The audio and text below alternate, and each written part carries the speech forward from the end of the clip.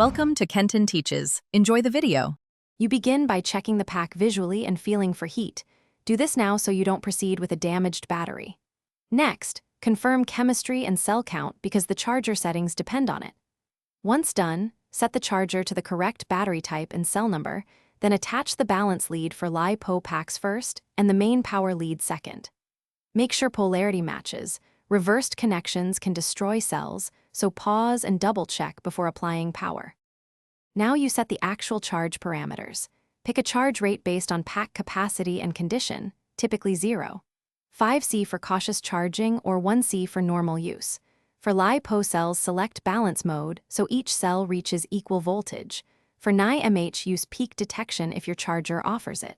Then place the battery on a non-combustible surface or inside a LiPo-safe bag and begin charging.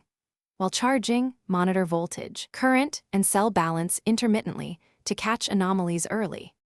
You finish by confirming the charger shows full charge or each LiPo cell reads about 420 V, then stop the charger. Make sure to disconnect the main discharge lead first and only then remove the balance lead. This prevents stray currents. Let the pack cool to ambient before storing at storage voltage if not used soon.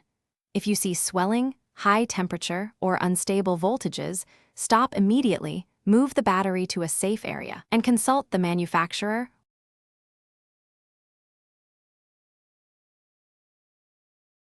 Thanks for watching. Please subscribe if this video was helpful.